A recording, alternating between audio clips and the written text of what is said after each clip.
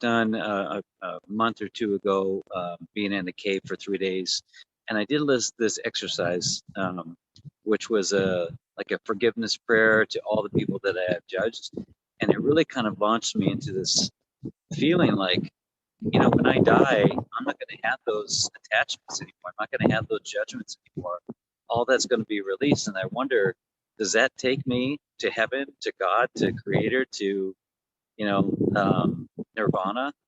Is when I finally let that go? Is the death process the activator that makes that happen? So I started to contemplate that. And the other day I was in a restaurant having breakfast, and I had this epiphany, and it was about expanding on this, what I wanted to share. And it started out as a message to my former lovers, and it was really powerful. And then I realized that it doesn't need to stop there. It doesn't need to stop with just lovers. It can go to any relationship that I've had. And then I had another epiphany this morning that it could go to all my family members and my kids and their kids and anyone else that may have been affected by my consciousness or lack thereof. And don't misunderstand that it's not like I'm not realizing that there's also another person on the other end of this, that they play a part in this too. But this is me taking responsibility and ownership for my part. And this is no, like, it needs to, something else needs to happen from this. There's no reciprocation needed. It's just something that feels really good to say. In fact, I'm not really obsessed with death, but I I want to be ready for it, and don't want it to be such a big jolt. And I know that I've probably gone through this process many times before, and it's like now I get more practice, and the practice is letting go of any attachments or codependencies or judgments, any negative or ill will towards somebody when I don't know the whole story. And I was thinking about that this morning. I went to go park my truck in a parking spot, and someone had parked over to the side a little bit, really close to the spot I was going into, and that happens all the time. And what do we say? Oh, that jerk doesn't know how to park. But then I realized that, could it be that before he got there, somebody was pulled over to his side, and so he had to move over. And so, it just kind of happens. We don't know the whole story. If we were to rewind the tape back, we could see what happened and how it came into this position. And that's how I see my whole life and other people's lives, that there are unseen forces, unseen happenings that exist here that we're just not privy to. So I want to share this with you, and it's been a very powerful thing for me to say out loud. So I'm going to say it to you right now.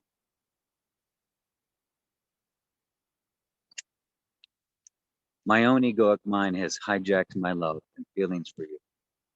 It has created stories about how you were the problem. My thoughts have been the problem. I'm sorry for any emotional pain I may have activated within you. Please forgive me for the lack of conscious, loving awareness that was needed to truly heal and integrate our past. Thank you for doing your best to love me. Thank you for showing me those parts of myself that I rejected and required cultivation. I love you for being a witness to that part of my life and my evolution. My beloved and I are in divine relationship to work on, heal, and integrate what I was not ready to do with you. This was not your fault or your role. I'm ready now, partly because of you and the role that you played so magnificently. I realize now that we all get affected by seen and unseen forces. I have blamed you. I don't blame you anymore. You are free. I realize now that I was playing out my life through the lens of my own childhood trauma and unmet needs. I now release this and have a new and much more clear lens. Its name is love. I'm eager to compassionately discover my beloved in the reflection that is in front of me, and thereby become truly intimate with the beloved, my true and authentic self. I am free. That felt so good to put out there and just to come up with, or to let come out of me. Oh, I can imagine that feeling, that when I'm in the death process, if I'm in the right state, I would love to have that state of being when I'm in that transition process, to have that realization, have that complete letting go. And of course, well, the reason why I do the work that I do is I want to be there before that time comes. I want to be able to experience life with what that feels like. I'm going to have to do that when I die. What if I did that now and then experience what life could be once I let that go? And I know, like, the biggest obstacle that I or you probably face is this secondary action that happens all the time. You know, we get to this, like, even that was a really beautiful expression, right? And what happens after that? What happens is our thoughts start to come up. I know, Daniel, but that's really, you're different than me, or that's going to take a long time. And how do I even get there? Like, how do I proceed in this? And that right there is the problem. The problem is not to answer your questions. The problem is to realize that that happened. Your mind came up again and tried to hijack the situation. And that's what has happened throughout my life, is this hijacking of my true feelings, of my true love for myself and anyone else. So the process is actually, as the thoughts come up, don't give them any more energy. Realize that it's the it's the action of the thoughts coming up, not the thoughts themselves. So you're in a beautiful place, you have this amazing discussion or realization or feeling of love or whatever, and then your thought will come up and start trying to drag you back down with it. And it does that by asking all these questions, and it makes you believe that answering the questions are the most important thing. It's not. It's not. The most important thing is for you to stay in that center and realize that you've been hijacked. The truth of you wants to completely love and be loved. So I think about this. This story. I think I told it on the last video. This idea that whenever I am going outward from myself, it's my thoughts taking me outward. And you can feel yourself kind of going forward, going outward. And that's when I start the first steps in losing myself. And it's all part of this, is all part of this reality and the illusion of separation and yada yada and all that. But when I feel that I can pull myself back to my center, that's when I find myself, and that's when I have this, more of a divine connection. The other thing that I realize is that I never lose that.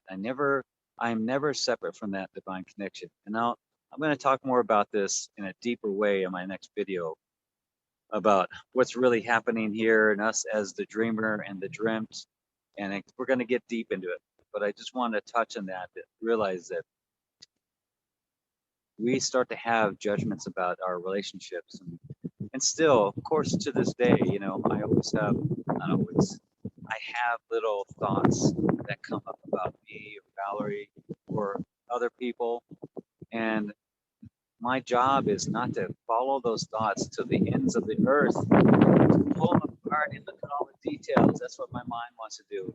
And doing that that destroys me. It pulls me away from who I really am so much. So the thoughts still come up, but they don't have such a gripping effect on me. They kind of bubble up to the surface, and then I don't pay them much mind, and I realize what the energy is behind the thoughts. What is this making me feel? I'm starting to feel this because I've got some emotion behind it. That's the work that I want to do. But the thoughts in of themselves are not something that I really need to follow through and follow that path. It's a never-ending path. So when I hold on to the reality of who I am and the love that I want to experience, the only thing that gets in the way is my own thought. If I stay in my heart and I say something like I just said, and let that be my truest expression, that's the thing that I really want to follow. So I'm really getting inspired to take this to the next level and make it into something even more expansive that it kind of gets out there more. So I have an idea about that, and you'll be hearing from me again. So this is a little quick little meeting this morning. I'm just going to allow you to enjoy the scene here, enjoy what we got going on here.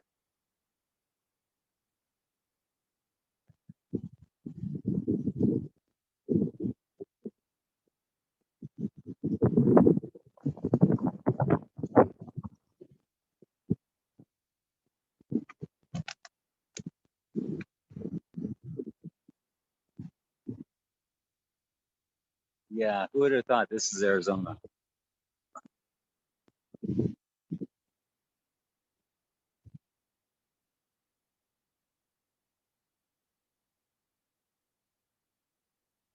All right, thanks for watching. Thanks for listening. Love you. Thank you. Bless you.